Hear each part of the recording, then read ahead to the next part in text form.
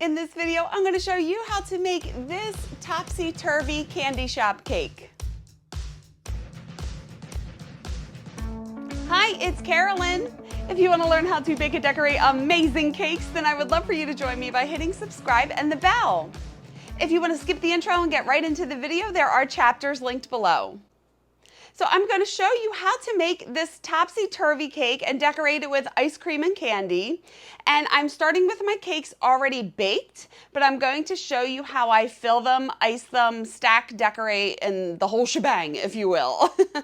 And I will also let you know how much I charged for this cake.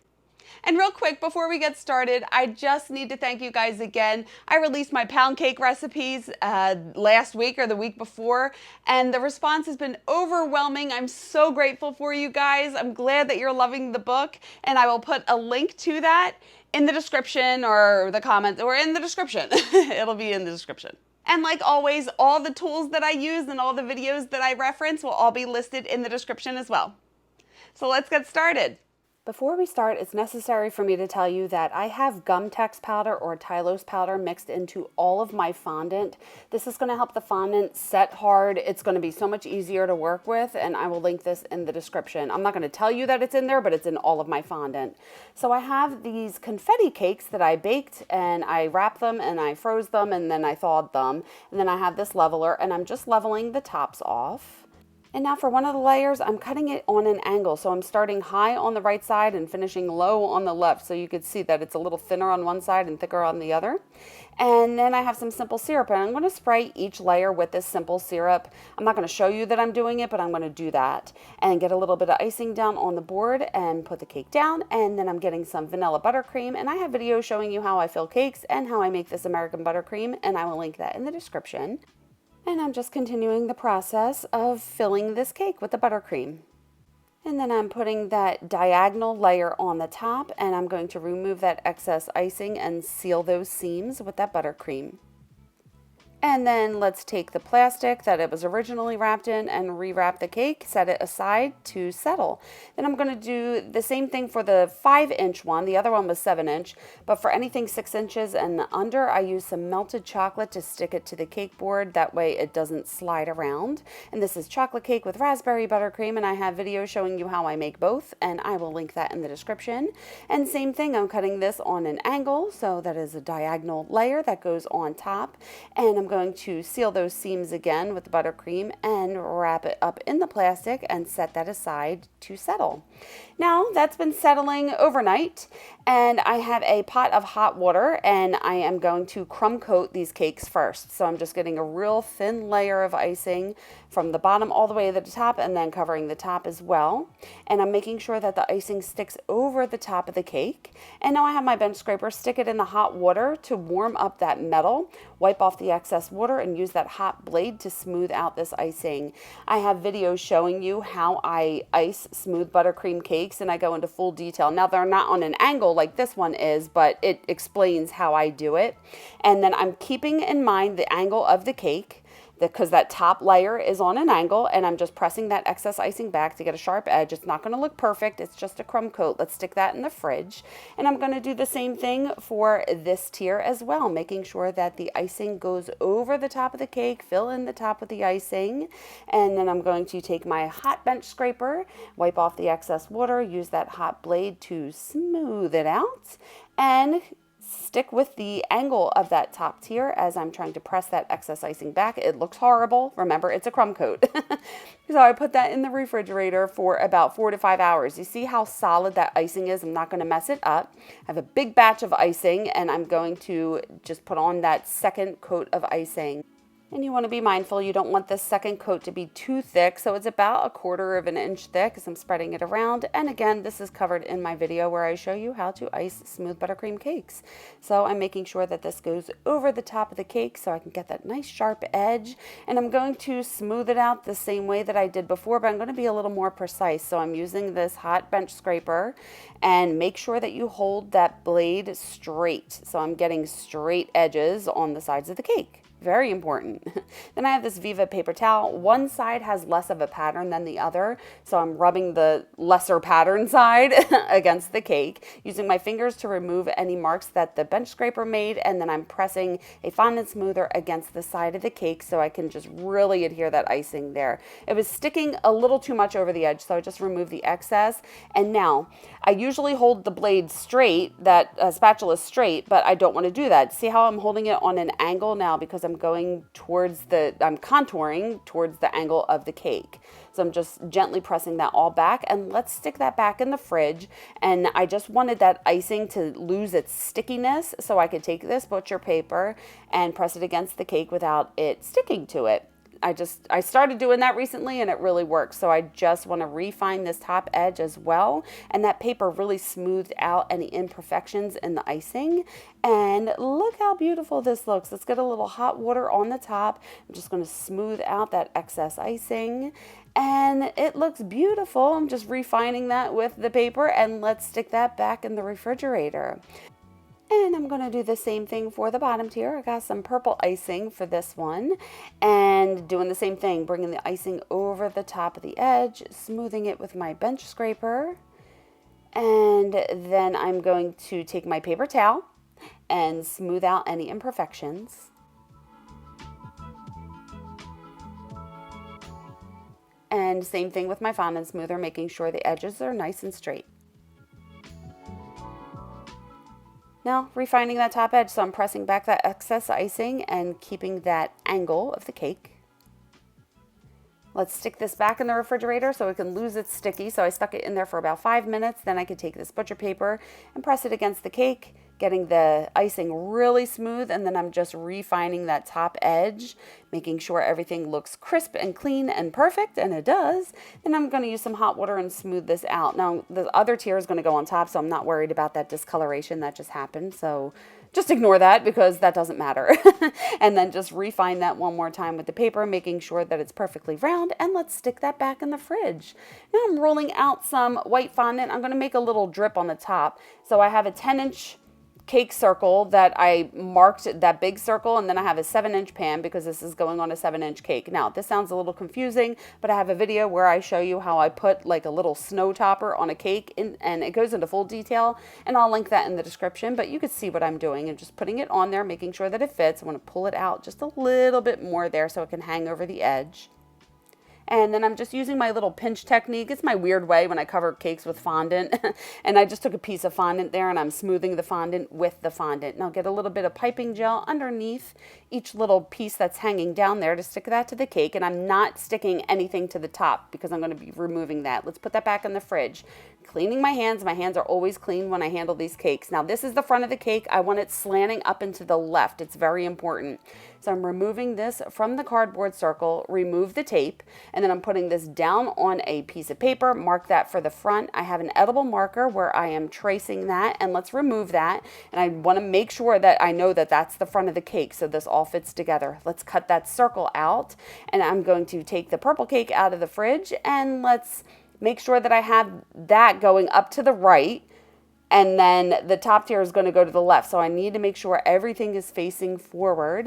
And I'm going to put that piece of paper on top and trace that circle on the fondant. And then I'm going to use my X-Acto knife and cut that piece out.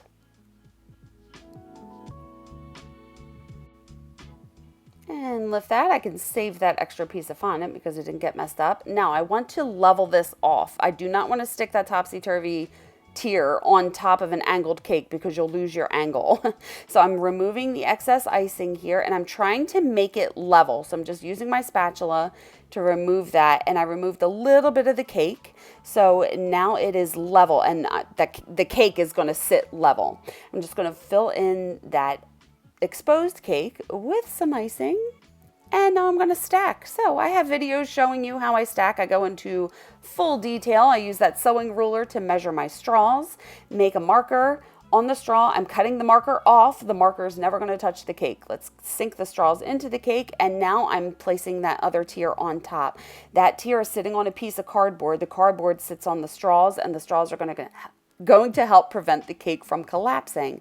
Then I have a tip number 4 on in an icing bag, and I am just going to fill in that little void with some excess icing and use my little spatula to remove the excess and just refine the edge. Now that bottom part is fondant, so I don't want to get it wet, but luckily my white icing matches my white fondant, so I'll be able to create a seamless seam. Wait, seamless seam?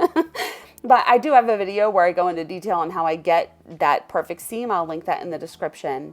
Now I'm going to work on this top border. I have this clay gun. You want to lube it with a little bit of shortening and get some fondant in there. And I have this little circle round disc, and I'm squeezing that out. And your fondant must be soft when you do this. It's a pain in the butt, and it really is a forearm workout. And then I just wanted to squeeze out 2 little pink strips as well. I have this ribbon cutter, and I put it on the desired thickness, and I cut out 2 little ribbons here. Now I got my cake out of the fridge, and I'm getting a little bit of Crisco, just shortening down on the bottom where I can put this border. I like to use shortening because it's forgiving and I can peel this off without ruining the cake, but it does stay in place. Now I'm using a little bit of Crisco on the top as well and doing the same thing. And do you see how I'm letting that strip stick over the top just a little bit? That is very important here. And I decided I don't like that bottom border. So it's good that I use Crisco, so I'm just pulling that off. Now I'm just using my palette knife to make sure that is even, and I have a little bit of piping gel on that brush, and now I'm sticking these 2 long strips to the bottom and to the top of that strip. So do you see how I'm getting the piping gel like on top of that strip? And I'm just setting this on top, and I just want to make sure that it is in the right place, right? So I'm just refining it with my fingers. And then, of course, I decided I don't like how that looks. And I thought it would look better being the same color as the cake. So I just rolled out the white, cut it out, and I'm just doing the same thing, putting that pink strip back on top.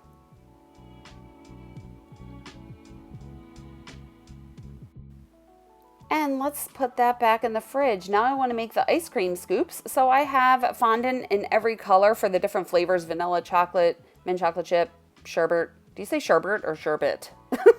And pink is for strawberry. And I do have Tyler's powder mixed into all of that fondant. So let's get this out of the fridge, and I'm going to put a little mound of icing in the middle. And I'm holding this up to see how big I need to make these scoops. So that looks pretty good. Let's rip a little excess off because they were a little too big, and I want to form these into little ice cream balls. So I'm just rolling it in my hand, stick it on the cake, and that looks pretty good there. And I'm going to do that for the rest of the flavors.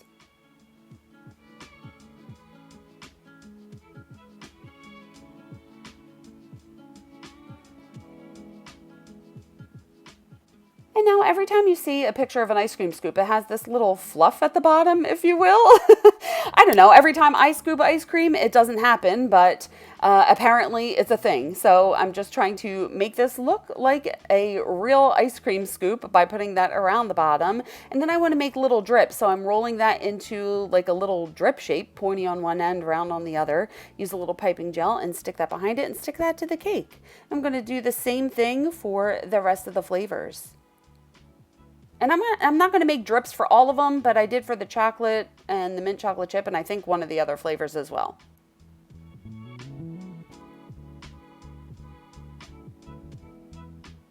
And you can see how I'm like pulling this apart, trying to make it look like that weird ice cream scoop thing. Now we got to make the big vanilla scoop for the top. So that one's going to be a little bit bigger than the rest. Let me put that on there, see how that fits. It's pretty good. So let me stick a skewer down into the cake and then stick that on there so it's not just going to roll off. And I just want to put that little ice cream fluff. I'm calling it ice cream fluff.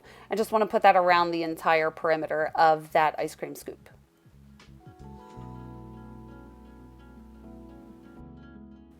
And now I am making the hot fudge, so I'm rolling out some dark brown fondant. I'm taking this lid and putting that on top, and that looks like it's like the right shape, like the right circumference. So I'm just cutting around it like I did earlier with that white piece for that bottom tier. And I'm going to smooth my cuts and then get a little bit of water behind that, and I'm going to stick that on top so it looks like hot fudge dripping down that vanilla ice cream scoop. Now I want to make the little whipped cream swirl. I have some white fondant I'm rolling out into a log, get a little piping gel down, and then I'm just going to swirl that on top.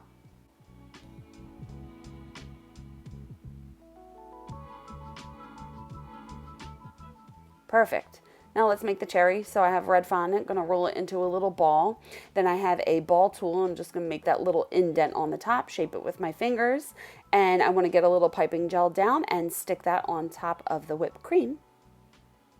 And then I'm going to make a little stem as well. So I just rolled it in my fingers to a long stem that came to a point and just stuck that on top. Perfect. Let's put that back in the fridge. Now I'm going to make my polka dots and my curlies and my jimmies. So I just have this piping tip and a bunch of different colors that I rolled out really thin. And I'm just making a bunch of polka dots and separate them out on that little cutting board. Now I'm going to make some curlies. And if you've seen my videos, you know I'm addicted to these things. I can't stop. Please send help. So I just cut a straight line and then a squiggly line on either side, wrap it around my Dresden tool and this fondant. Like I said, it does have Tylose powder mixed into it, so it's going to hold its shape. Now I'm making the jimmies. I'm from Philly. I say jimmies. You guys probably say sprinkles, but they're jimmies. So I'm just cutting, and this is a little tedious, but cutting little rectangles out of the fondant in many different colors. And let's set that aside. And now I want to make the ice cream cone number. So I have this little impression mat. I rolled out some tan fondant and I'm going to press that down there to make sure the lines transfer onto the fondant. Peel that away. Now let's go to my little workstation. I have a piece of non-slip pad underneath my cutting board so it doesn't slide around, an X-Acto knife and a wet paper towel that I can keep wiping that off, a Dresden tool and a needle tool. And I printed this out the size that I want it to be. And I'm going to make sure that I lay this on top very straight. And I'm using the needle poke method because that has a pattern. So I'm poking a needle around, and do you see how I have that dotted line that I can cut this out? So I want to make sure that I cut out on the inside of those dots, so those dots are not going to be on that number. Then smooth my cuts, realign it on top of the number. Now I have my airbrush machine. I love this thing. There's the dial that controls the pressure and the on-off switch, and I'm filling this with some brown airbrush coloring. You must use airbrush coloring in an airbrush gun. And I want to make sure that I get the edges. So I'm just spraying lightly around all the edges, and then I'm going to get a little bit closer and fill in those lines.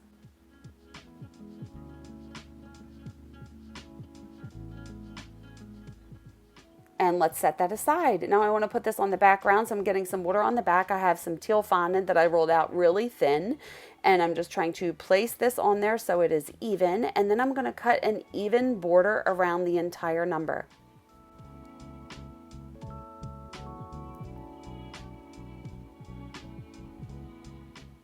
And smooth my cuts after I do that. And let's realign that and set that aside. Now I want to make the name plaque. So I have thin pink fondant and thin white fondant and this strip cutter, and everything will be listed in the description. But I'm going to cut out long strips of both the pink and the white fondant. And now I have another piece of thin white fondant, and I'm going to get water on the entire thing. And I want these lines to be diagonal, so I'm going to alternate pink and white and make sure that they are straight and they are butted. Is butted the right word? Butted up right next to the previous one. So you see the pattern that I have here.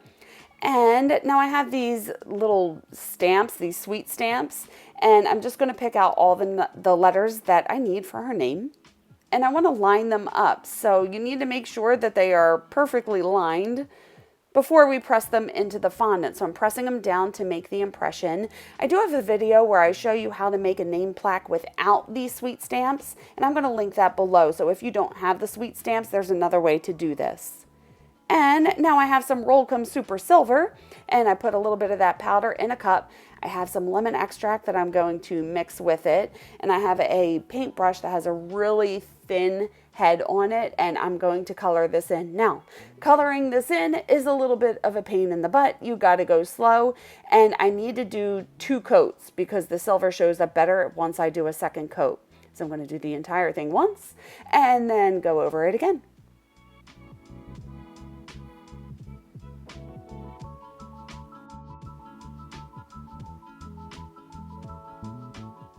And I printed out this oval, the correct size, and made sure that it can cover the name. And I'm doing the same pinprick method and then cutting this out with my X-Acto knife and smooth my cuts. Now I want to put this on a silver background, so I did not glue this down. I'm keeping that in place and I'm cutting an even border the entire way around that oval, and then I can remove the name and then I'm going to paint that silver. So you can't paint it silver when the name is on there. You're going to get it all over the place. So that's why I do it with this method, and then get a little bit of water on the back. Once that silver is dry, then I could put this back on top. And I'm just refining the edges with my tools. I have a cake dummy here, the size of the cake that it's going on. I'm going to stick that on there to dry.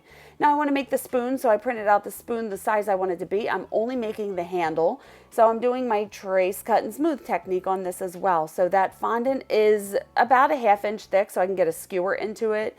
I trace it onto the fondant. Anytime I cut anything out of thicker fondant, I make a shallow cut first, and then I'm going to put my blade all the way down to the countertop to cut that out. Smooth my cuts, and then I'm going to take a skewer, and you see how I'm screwing it in the bottom, and I want to make sure that you can't see the skewer. That's why I rolled out that fondant pretty thick, so I can get that in there and you can't see it. And then I'm just shaping it like a spoon handle and paint it silver, and let's set that aside. I'm going to do the same thing for the wax bottles. I printed this out the size I wanted it to be, and I'm just tracing this onto the white fondant. It's thicker fondant, so again, I'm making that shallow cut first, and then put my knife all the way down to the cutting board, cut it out, smooth my cuts, and then I'm going to airbrush the color. So see how the picture is, and it's white at the bottom, but blue up at the top, and that's what I'm just trying to mock it to look like the picture, and I'm making sure that I get the sides as well. And I'm doing another one, green as well. Wonderful. Let's set that aside. Now I'm making the little candy. I have this textured roller. I have no clue where I got it or even if you could find it, so I'm sorry that I'm using it in this video. But I have that circle cutter that is the same size as that, and I put a piece of plastic on there so I can get a little rounded cut. And then I am tracing the little tails of the candy onto that peach fondant and cutting it out. So it's trace, cut, and smooth. It's pretty simple. You can make anything out of fondant. If you print out the size that you want it to be, cut it out and smooth your cuts. Then I'm getting a little bit of water and sticking the ends on there and set that aside.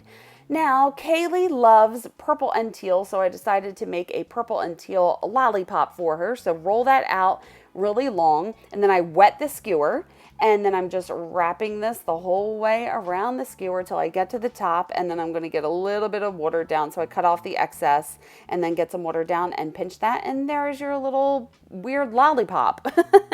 And now I am rolling out some fondant a little thick, and I am making the donut. So I make sure I have the right circle cutter, and again, I'm cutting that wavy frosting piece out of the pink fondant. And you see how thick that fondant is for the donut, and I'm going to cut that out as well. And I put that on there, and it's a little too big, so I need to trim it a little bit. So I'm making it a little smaller, and now that's the right size. So I want to cut the hole out, so I'm using a bigger circle cutter to cut the center, and then a smaller circle cutter to cut the pink. That way I can tuck the pink into the tan. It'll make sense. Get some water on the back, put that down, and cover the donut with the frosting, and then I can press in the inside as well, and it goes down the center a little bit. Beautiful. Now let's decorate. So I got this out of the fridge. I'm going to get some glue around the perimeter and stick that little ribbon on there. I don't know why that was so hard to say. I have some Hershey's milk chocolate. I'm going to melt that in the microwave. It's melted, but it's a little too warm, so I'm going to set that aside for a minute. Now I want to decorate the cake, so I'm getting some piping gel behind the jimmies and sticking some jimmies or sprinkles to that white part on the bottom tier. Now I ended up drying that 12 on the cake dummy the size of that top tier, so it would dry with a shape to it. I'm getting a little icing in the middle and then piping gel around the perimeter. Sometimes I do that. I feel like icing sticks to icing so much better, so I get a better hold. And then I'm just sticking that on the front of the cake. Use a dry paintbrush to remove any excess icing that's sticking out of the sides. And I'm going to do the same thing for the name plaque. Get some icing in the middle and some piping gel around the perimeter and stick that on the bottom tier.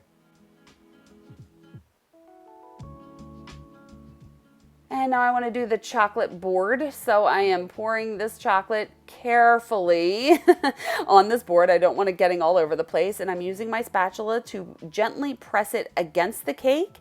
And then I want to make sure it comes to the edge of the cake board as well. So you can't have too much chocolate on here, or else it's going to pour over the edges. And then I need that chocolate to set. Actually, I don't. I need to put these Nerds ropes down first. So she loves Nerds ropes, so I got 3 of them, and I'm making that as the bottom border. And you want to do this before the chocolate sets so it can sit into the chocolate. And then I'm going to put that in the fridge so the chocolate can solidify. And that was in there for about a half hour, and you see how the chocolate is now. I'm not going to mess it up. Perfect. Now I'm going to cut some of the polka dots in half because that's what I like to do with polka dots.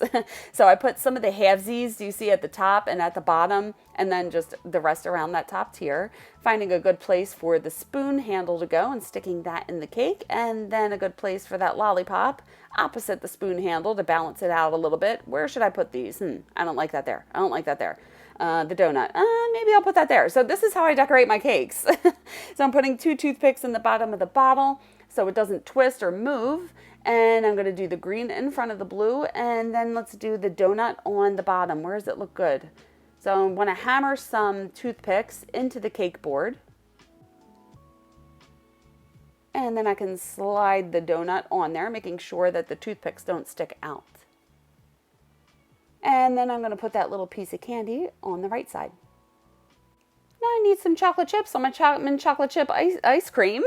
So I have a piping bag with a tip number 2, and I have some chocolate icing in there and just putting them on there. And then I need to put jimmies on the chocolate icing and on the donut as well. Sorry, that's a little out of frame. And then I have a wet paintbrush and I'm pushing in my points so those chocolate chips don't look so weird.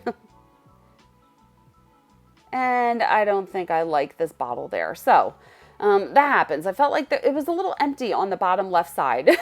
So again, I'm hammering some toothpicks into the board and sliding that bottle on top of there. Perfect. And now let's cover up those holes with a little curly. So cake decorating is all about, figuring out what you want to do and covering up your mistakes. Getting some piping gel underneath the curlies and sticking them randomly to the cake. And then I want to get some jimmies on that hot fudge as well. And just adding the final touches with the curlies. And I cut a little heart freehand that I can dot the I in her name with. Adorable. And there is the cake. So cute. So there you go. And I don't know why I always have to say so there you go, but there you go. There is this adorable ice cream topsy-turvy cake that I think is so cute.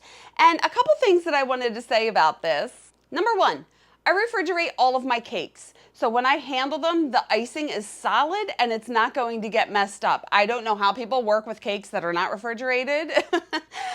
So I have videos showing you how I refrigerate cakes and talking about how to control the environment so they don't sweat, and I will list that in the description. Now, topsy-turvy servings. Try to say that. Topsy-turvy servings. Topsy-turvy servings. They are a little different than my regular serving chart. I have a video where I talk about different sizes and different heights and different serving sizes. I'm going to link that below because it gets really into too much detail that I could talk about right now, and I'm already rambling on. But I don't have topsy-turvy servings listed in there. I want you guys to try to say that. It's really hard. But this cake is a 5-inch and 7-inch cake, and normally that would feed like 25 to 30 people, but with that extra slanted layer on the top, it's probably like 30 to 35 people. And I tell people to cut it just like you do a regular cake. So Shannon, who ordered this cake, wanted it to feed at least 25 to 30 people. I made it a little bigger for her, and I did the topsy-turvy. I wasn't expecting to do that, but I wanted to do it because I wanted to show you guys how I do a topsy-turvy cake. So there was extra detail in this cake that I didn't charge for. So I charged to feed 25 to 30. I charged $475, but I added this extra detail of the topsy-turvy tiers and a little bit of extra detail, but I love Shannon. She always orders from me, so I have no problem going above and beyond for her.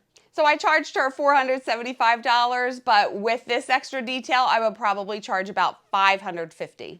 So So I think that's it. What new techniques did you learn in this video? Let me know in the comments below. Please like this video if you liked it, and if you are enjoying my tutorials, I would be so grateful if you could buy me a coffee. My link is pinned in the comments below. And you can keep in touch on socials and check out my website. Everything is listed in the description. And if you want to stick around, you can watch this video next. Wait, am I pointing at it? And hit subscribe and the bell if you haven't already. Thank you so much for watching. I love you guys. And remember, it's cake. Have fun. I will see you on the next one. Bye.